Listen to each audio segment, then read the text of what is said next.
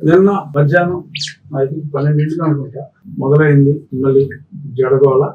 లో రఘురాముకు షాక్. ఇది వార్త. సరే అయితే ఆర్డర్ కాపీ చూసిన తర్వాత మనం మాట్లాడదాం. ఎందుకంటే అతను ఏం పిటిషన్ ఫైల్ చేశాడో చూడాలి. అది చూడకుండా మనం మాట్లాడటం సమంజసం కాదు అని ఊరుకున్నా. అనుకోకుండా నిన్న నేను రావడం విమానానికి 2 టైర్లు ఫ్లాట్ అయ్యి ఒక 3 గంటలు విమానంలోనే ఉండి ఇంకా సమయం కూడా అయిపోయినందువల్ల నిన్ననే నేను చెప్పవలసిన సమాధానం ఎక్కలేకపోయా.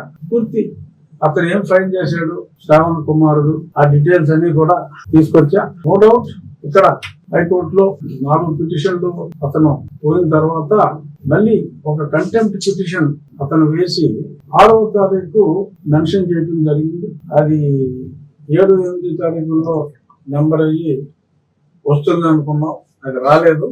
సో కాబట్టి అతను సుప్రీంకోర్టుకి వెళ్ళడానికి అయితే నార్మల్ గా అవకాశం లేదు, అన్లెస్ కొన్ని నిజాలు దాచేస్తే తప్ప. సరే ఎంత బుద్ధిహీనుడైనా మరీ సుప్రీంకోర్టుకి అబద్ధాలు ఆడే అంత నీచ స్థాయిలో ఒక లాయర్ ఉంటాడా అనే ఉద్దేశంలో నేను అక్కడ కేవలం వేయకపోవడం అనేది డెఫినెట్ గా పొరపాటే. ఎన్నో కొన్ని విలువలు ఉంటాయని ఆశించడం పొరపాటు.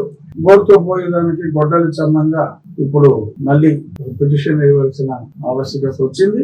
అక్కడ జరిగింది ఏమిటంటే నిన్న 991 అని ఫస్ట్ ఒక రెడ్ పిటిషన్ నెంబర్ అయింది ఏపీ హైకోర్టులో. అది ఎటువంటి స్టే ఇవ్వలేదు. కానీ శ్రావణ కుమారుడు అతని ఇతర ఛానల్ వ్యక్తులు అతన్ని ఫాలో అయ్యే కొద్దిమంది వ్యక్తులు స్టే వచ్చేసింది అని చెప్పి పచ్చి అబద్ధాలు ఆడారు. వాళ్ళందరికీ ఆర్డర్ కాపీ చూపెట్టిన తర్వాత కొందరు రిలీజ్ అయ్యారు. కొందరు అర్థం అయ్యి కూడా కానట్టు నటించారు. ఇక్కడ ఎటువంటి స్టే లేకుండా ఫస్ట్ లో అనుమతులు వచ్చిన తర్వాతే చేస్తామని చెప్పడం జరిగింది. ఈ లోపు అతను కంగారుగా ఒక బిల్ వేయటం జరిగింది. అది చీఫ్ జస్టిస్ గారి కోర్టుకు వచ్చింది. ఆ బిల్ ఉండగానే అది నెంబర్ అయ్యి స్థితిలోనే ఒక కంటెంప్ట్ పిటిషన్ కూడా ఉండమట్ల జయంతి అనే పేరు మీద ఒక కంటెంప్ట్ పిటిషన్ కూడా అతను వేయటం జరిగింది. అది హైకోర్టులో పెండింగ్ లో ఉంది. ఈ లోపు చీఫ్ జస్టిస్ గారి దగ్గర వేసిన బిల్లులో అక్కడ 991 రిట్ పిటిషన్ పెండింగ్ లో ఉండగా మళ్ళీ ఈ బిల్ ఏంటయ్యా మహానుభావ అని చెప్పి డిస్మిస్ చేస్తాను అంటే అది అందరికీ కూడా వీడియో కూడా చూశారు.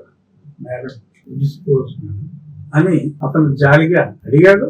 ఓకే డిస్పోజ్ అని చెప్పి ఆ చీఫ్ జస్టిస్ గారు ఒక చిరునవ్వు యాక్సెప్ట్ చేయడం జరిగింది. ఇది ఈ వీడియో కూడా అందరూ చూడటం జరిగింది. ఇప్పుడు ఈ శ్రావణ కుమారుడు ఆ పిల్లు మీద అది జరిగిన ఒక 10 రోజులకి 6వ తారీఖు ఈ నెల 6వ తారీఖు అతను ఫైల్ చేశాడు. మనకి ఎంత మిస్యూస్ అంటే మన కనీసం నోటీస్ కూడా ఇవ్వాల. వాళ్ళ అడ్వకేట్ ఆన్ రికార్డు అంటే అక్కడ శ్రావణ డైరెక్ట్ గా ఫైల్ చేసేది లేదు. అడ్వకేట్ ఆన్ రికార్డ్ 6వ తారీఖు ఫైల్ చేశాడు. క్లియర్గా చూపాలి. 6వ తారీఖు ఫైల్ చేసి ఏం చెప్పాడు అంటే చీఫ్ జస్టిస్ గారి బిల్లు మీద అప్పీల్కి వెళ్ళాడు. చీఫ్ జస్టిస్ గారు నన్ను ఆ రిట్ పిటిషన్ ఉండగా ఇక్కడికి ఎందుకు వచ్చామని చెప్పి మెరిట్స్ జోలికి వెళ్లకుండా కొట్టేశారు, అది తప్పు అని దాని మీద 6వ తారీఖు అక్కడ ఫైల్ చేయడం జరిగింది. ఈ 6 వరకు ఏం జరిగింది అనేది అక్కడ మెన్షన్ చేయాల. ఇక్కడ జరిగింది ఏంటి ప్రజల రీక్యాప్ కోసం మళ్ళీ చెప్తా. ఎప్పుడైతే చీఫ్ జస్టిస్ గారు ఆ 991 రిట్ పిటిషన్ పర్సూ చేయమన్నారో ఇది ఇమీడియట్ గా ఆ కోర్టుకి వెళ్ళి ఆ జడ్జి గారి దగ్గర అయ్యా చీఫ్ జస్టిస్ గారు కోర్టులో మిమ్మల్ని వెంటనే అప్రోచ్ అవ్వమన్నారు, మీరు నాకు తక్షణం నాకు లంచ్ మోషన్ ఇవ్వాలి అంటే ఆ రోజు ఆ మధ్యాహ్నం లిస్ట్ చేయడం జరిగింది. ఆ సీనియర్ కౌన్సిల్ రవి గారు ఆయన ఆయన ఇంట్లో గృహప్రవేశం ఉన్నప్పటికీ కూడా మధ్యాహ్నం హుటాహుటిన రావటం ఆ ప్రొసీడింగ్స్ అన్ని కూడా చూశారు. అక్కడ మళ్ళీ ఇదే సీను అది కొట్టేస్తే డిస్మిస్ అని చెప్పి అంటే డిస్మిస్ గాస్ విత్ డ్రాన్ అని చెప్పి రాయండి అని చెప్పి అడగడం జరిగింది. సో దాన్ని కొట్టివేయడం జరిగింది. ఇందులో అసలు దాని గురించి మాట్లాడాల. ఇతను ఫైల్ చేయడానికి 5-6 రోజుల ముందు జరిగిన ఆ కోర్టులో కొట్టివేసిన సంగతి అది అక్కడ పెండింగ్ ఉంది. నేను ఇక్కడికి వచ్చినట్టే మాట్లాడి పచ్చి అబద్ధం సుప్రీంకోర్టులో టర్మ్స్ అండర్ పెర్జురీ చెప్పడం జరిగింది. అంతేగాక ఆ తర్వాత నాకు ఎప్పుడైతే ఈ మున్సిపాలిటీ పర్మిషన్స్ అన్ని వచ్చినాయో ఆ పర్మిషన్ ఇవ్వడం తప్పు అని దాని మీద మళ్ళీ ఇంకొక పిటిషన్ వేస్తే అది వేరే న్యాయమూర్తి గారి దగ్గర వస్తే ఆ న్యాయమూర్తి గారి దగ్గర ఇంకా విత్డ్రాల్స్ కుదరలేదు. డైరెక్ట్ గా మెరిట్స్ మీద దాన్ని డిస్మిస్ చేయడం జరిగింది. ప్రతిసారి పాడే పాట ఇది సుప్రీంకోర్టు గతంలో 2018లో తీర్పు ఇచ్చింది. ఆ తీర్పు ప్రకారం పబ్లిక్ ప్లేస్ లో తీర్పు పబ్లిక్ ప్లేసుల్లో అని ఉంటే ప్రభుత్వ స్థలాల్లో అని ఈ మూర్ఖుడు అర్థం చేసుకుని ప్రతి పబ్లిక్ ప్లేస్ ప్రభుత్వ స్థలమే కానీ ప్రతి ప్రభుత్వ స్థలము పబ్లిక్ ప్లేస్ కాదు అన్న మినిమం కామన్ సెన్స్ ఇంగిత జ్ఞానం లేని వ్యక్తుల వలన వచ్చే ఇబ్బందులని దాన్ని హైకోర్టు న్యాయమూర్తి గారిని అడ్రస్ చేసి మీ ప్రేయర్ దీనికి సంబంధం లేదు, యువర్ పిటిషన్ ఇస్ డిస్మిస్డ్, అది రామాలయం అని చెప్పి అన్ని రెవెన్యూ రికార్డ్స్ లో చాలా స్పష్టంగా ఉంది అని చెప్పిన తర్వాత అదేమి సుప్రీంకోర్టులో మెన్షన్ చేయకుండా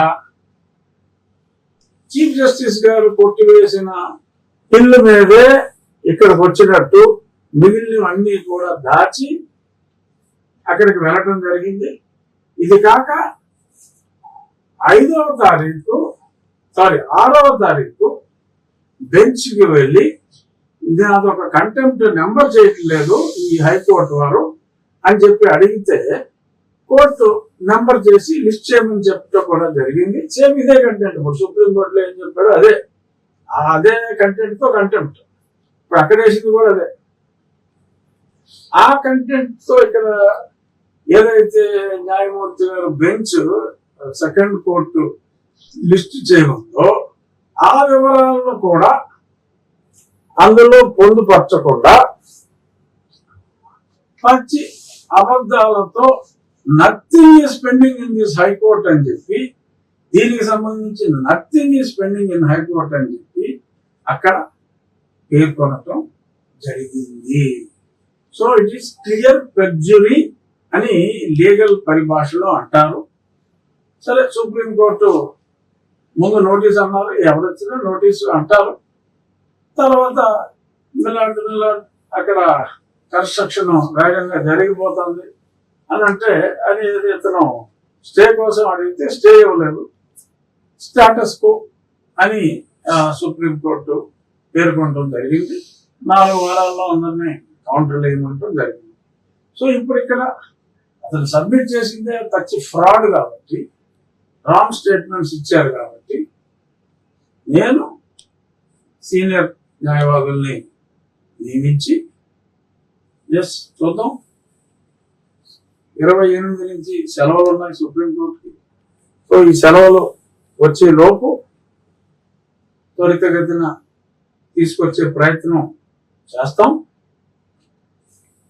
ఈవెన్ లేకపోయినా నాకు ఒక్క రోజు కూడా ఆ కన్స్ట్రక్షన్ లేట్ అవ్వదు. ఎందుకు అంటే ఎప్పుడో చెప్పా, అది నల్లరాతి శిలతో మనం నిర్మిస్తున్నాం. ఫౌండేషన్ అన్ని ఆల్రెడీ కంప్లీట్ అయిపోయినాయి. ఇప్పుడు అక్కడ చేయటానికి ఏమీ లేదు.